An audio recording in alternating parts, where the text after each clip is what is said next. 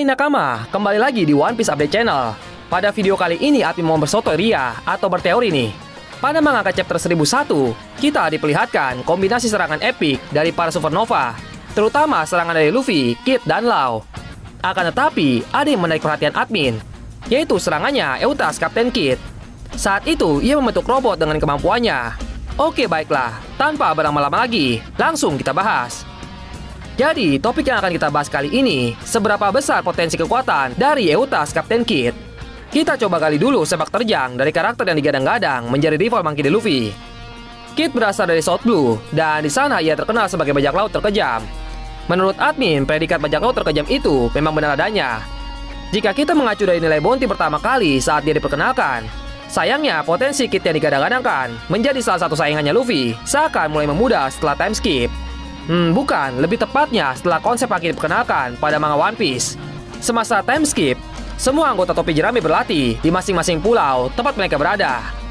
Sedangkan para saingan mereka yaitu kelompok bajak laut generasi terburuk sudah memulai petualangannya di New World. Sesuai dengan predikatnya, kelompok bajak laut terkejam di South Blue. Mereka, kelompok bajak laut Kid yang dipimpin oleh Eutas Kid, langsung menunjukkan taringnya sebagai jiwa muda yang brutal dan haus akan ketenaran serta kekuasaan. Hasilnya mereka pun terlibat banyak konflik dengan kelompok bajak laut di New World. Hingga akhirnya mereka harus bertarung melawan salah satu penguasa di New World, yaitu Yonko Akagami no Shanks.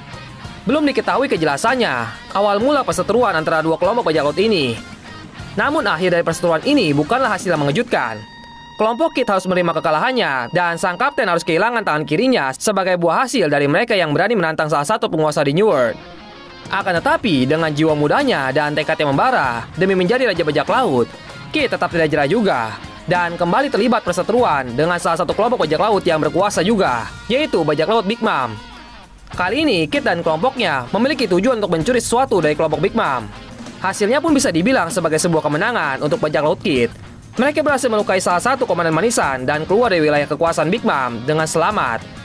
Akan tetapi, informasi Kid berhasil melukai salah satu komandan manisan itu masih belum jelas menurut admin. Melukai sama mengalahkan itu berbeda. Jadi admin rasa tujuan Kid mencari gara-gara dengan masuk ke wilayah teritorial Big Mom memang hanya untuk mencuri sesuatu, bukan untuk bertarung dan mengalahkan bajak laut Big Mom. Maka dari itu, setelah berhasil mendapatkan tujuannya, maka ia pergi. Hingga akhirnya, Kid membentuk aliansi untuk menumbangkan atau mengalahkan salah satu Yonko. Sayangnya aliansi ini harus hancur sebelum rencana itu terwujud.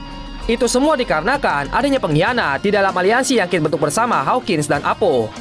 Apo yang ternyata sudah menjadi bagian dari bajak laut binatang buas, sengaja memancing Kaido untuk datang ke tempat berkumpulnya aliansinya.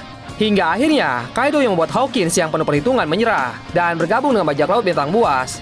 Dan Kid beserta anak buahnya menolak dan tetap bertarung hingga akhirnya mereka kalah dan tertangkap.